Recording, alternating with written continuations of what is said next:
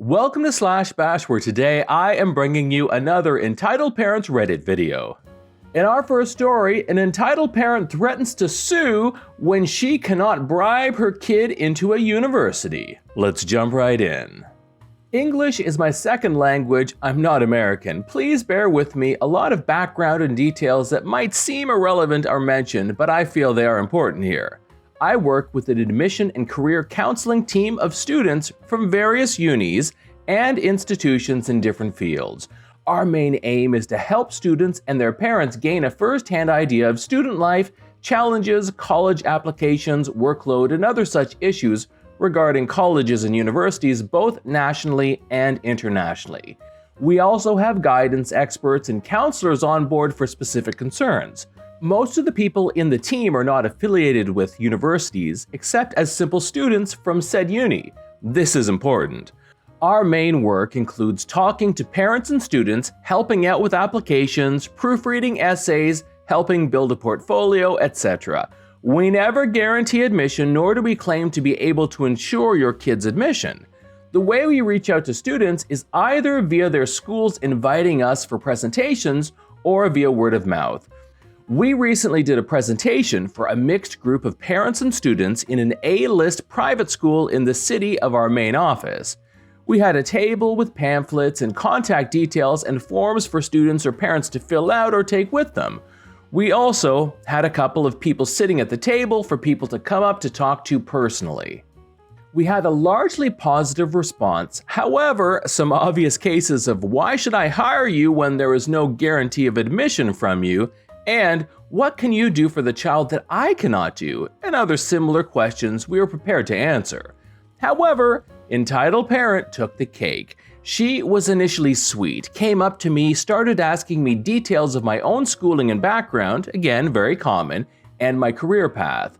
She then moved down to a student from a new yet very popular uni, think Ivy League level, of our country. She asked her details of her schooling and background and then proceeded to take a few pamphlets and move back, letting others talk to the student reps. While I was entertaining some of the school admin, principal and counselors and senior teachers, entitled parent made her way back to the table, beelining for the student rep. Entitled parent pushed herself up to the front and loudly demanded the student rep convince the entitled parent that her uni was worth the huge fee and the hype, and to convince her to send her kid to the uni. The student rep, while very smart and quick on her feet, obviously fumbled a bit. This is not a marketing job, and she is all but a young student herself. The student rep quickly recovers and strings together an answer. While her answer impressed a whole host of students and parents alike, the entitled parent looked less than impressed. She grumbled something, but I did not catch what she said over the clamor of parents and teachers asking the rest of the student reps questions and talking. We soon got distracted and did not see the entitled parent again. I thought that was the end of it. Boy, was I wrong. So the way counseling works is, we offer our students and their parents one open counseling session in a group. We publish our session details, and parents are free to walk in, pay a small fee, it's nominal, and attend the session to see if we would be a good fit for them and their children. This is a generic session that covers the basics of how to plan for college and college selections. Then, parents can email us or call us to book a session. In this, they can specify the name of a counselor or give a specific requirement they would like us to address so we can assign a counselor accordingly. They then attend a session with the assigned counselor, and on the basis of collective feedback, we decide whether they are good fits for each other and proceed on from there. Now, I don't work as a counselor. My job description includes outreach, general advice, team management, event organization, and other similar roles. I am not an expert, neither do I claim to be one. So, when my coworker called me over to tell me that a disgruntled parent who had already done the open session and a one-on-one session wanted to book a session with me and mentioned me by name, I was baffled. My name is nowhere in the advisors or counselors or even student reps lists. I declined to host a session for them. I cannot. I would be fired or pulled up for it. But I offered to host the parent and kid for a coffee discussion. My coworker called back the parent in front of me And while I could not hear her exact words, even though the phone was not on loudspeaker, I could hear her scream and yell. She was finally calm enough and agreed to meet me, but she wanted a meeting the same day. I was going to have a relatively empty day, so I nodded yes to my coworker to confirm my availability. I was already not having a good feeling about this lady. She was punctual, very punctual. It is rather unusual in my experience. She walks in and behind her was a sharply dressed young girl in her school uniform. This was a weekend, and I know this school does not take classes in person or on weekends, so there was no need for a uniform. They walked in and the girl, who was a nice kid, softly greeted me and addressed me formally with a lot of respect and then introduced her mom.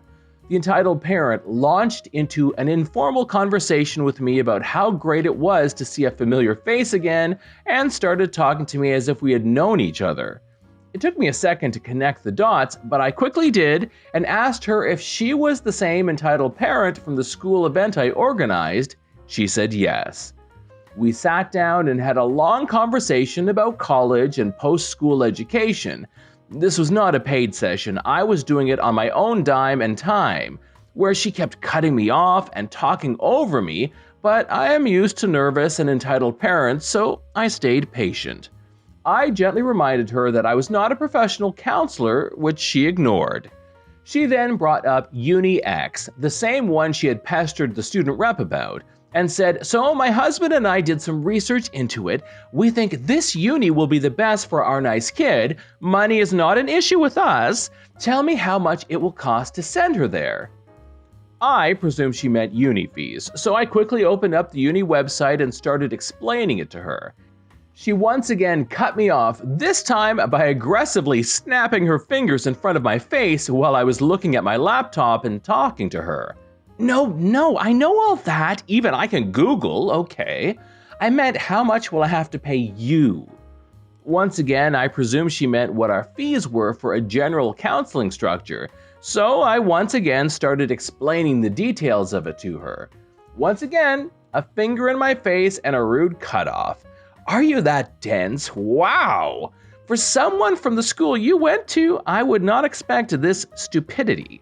She then explained in our regional language with slow punctuated words, as if speaking to a child, that she meant how much would it cost her to make sure her kid gets into the uni as a bribe. I was offended, but this was my place of work and I could not throw her out. Plus, we often have parents ask us something similar, the whole guaranteed admission for our kid bit. I matched her tone and explained to her that we do not offer such services, that it was illegal and all we could do was coach and help the nice kid hone her skills, but we could not ensure admission. Cue tantrum, the biggest, loudest, most entitled screaming fit I have ever seen a 40-something lady have. We were in a glass meeting room towards the end of the office space and we were surrounded by basically the entire department, including my boss. My boss walked in as she saw the situation getting worse and worse, and my attempts to calm down the entitled parent fail. She sharply cut off the entitled parent and introduced herself. The entitled parent launched a complaint against me, calling me a cheat and accusing me of making false promises, of falsely telling her that I would get her daughter admitted during the school open house. She also started demanding I be fired and that the boss make sure that nice kid was admitted into University X, otherwise she would sue us all for malpractice and false advertising. First of all, I always repeat multiple times that we do not guarantee an admission. Second of all, we legally cannot do so. So any promises made on illegal grounds are not enforceable in a court of law. Third, each open house session is recorded and stored for training and future references. The boss reviews each session and was hence very well aware of what I had and had not said in the session. These points were then communicated to the entitled parent by my very stern-looking boss. The entitled parent once again yelled about how she would sue us to the point of bankruptcy and then grabbed the nice kid, who was easily 17 or 18, by the wrist and dragged her out, knocking over a very expensive ceramic vase on her way out.